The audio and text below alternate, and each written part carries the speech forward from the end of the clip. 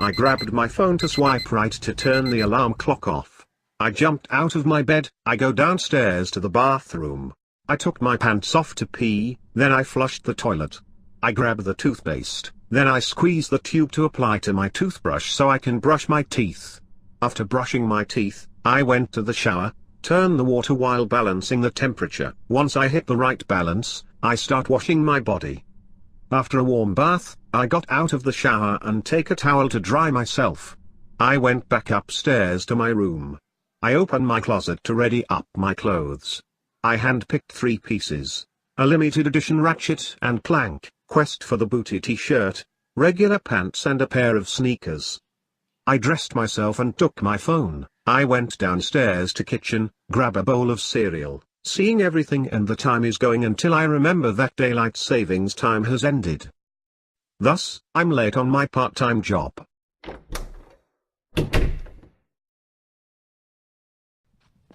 Six hours later. I got back home from work. I walked to the kitchen to cook another bowl of cereal with milk cream inside. I went to my room to use the computer, just to pick up what I left off, playing video games. 4 hours later. I receive a phone call. It was my friend, who just called me, simply to remind me that we're going to stay at a bar before the show. I quickly questioned him on what show, before I checked my schedule and I've realized that tonight is open mic show night. I asked my friend about the address. To speed up progress, he sent the address on the messenger app so I can quickly call the taxi. I thanked him for calling me, although a bit late. I closed the call and get prepared. After changing clothes, I called taxi to take me to Winchester District. I left my home once the taxi arrives.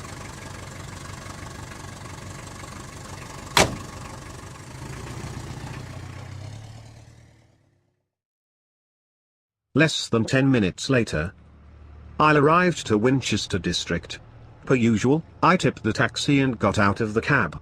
My friend first saw me right after I got out of the cab, so immediately went towards me to give a handshake. He was pleased to see me after several weeks absent in real life. My friend gave me a tour of the Winchester Tavern.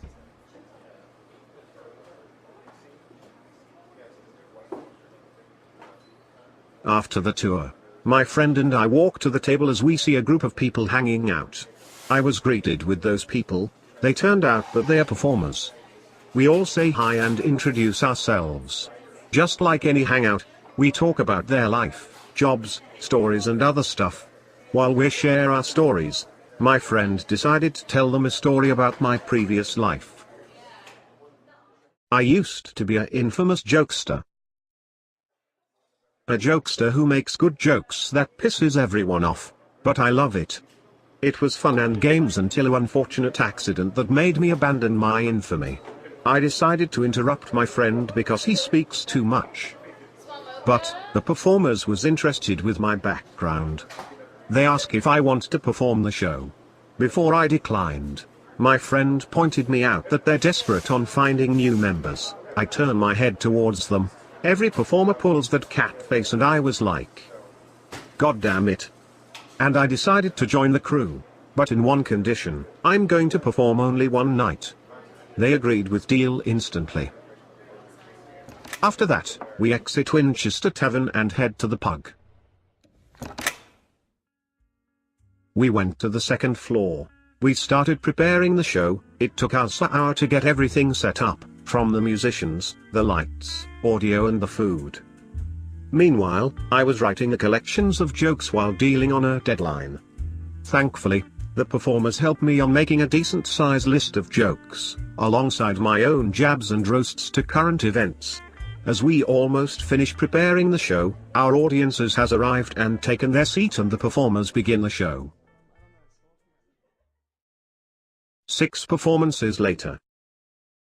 It was my turn. I was a little nervous but I couldn't let my newborn friends down.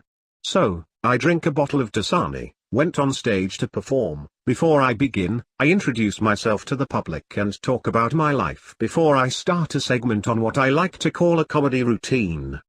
Right after the short life part, I took a deep breath before I begin the routine. Right off the bat, I managed to get the audience laughing in just one joke. But I was just getting started. I pulled too many jokes off the list. All the jokes that I wrote was based on my life, activities and such stuffs, including the performer's input. The audience loved my jokes. They all died laughing to a point that even the drummer couldn't keep up the pace. However, one person with a black hoodie, who was looking forward to one of his favorite performers, was getting very impatient and disgruntled to a point he started making noises. But I continue on what I do best. 6 jokes later, that same person with a black hoodie went on stage to vent his frustration onto me, by screaming at me. However, the audience, though it was part of the show, but the performers and security staff immediately went ahead and apprehended him off the stage, thus, kicking him out of the microphone show. While the audience died of laughers, I thought to myself, what the hell just happened? Shortly after the incident, the performers immediately apologized to me for the trouble that they caused, and I say, no, don't worry, nothing bad happened, it's not like it's your fault or anything. To make them feel better, I decided to tell them, you know what? I'll invite you all to my house for a game of Super Smash Bros. I make the food, clean the dishes and make a huge bottle of iced tea. They all agree. I arrange them the time, location, and date. It'll start at Thursday evening at 6 p.m. A few minutes later, everyone has departed and went to their houses. As I call my taxi, I heard a familiar voice. I turn around and I see that same guy with a black hoodie.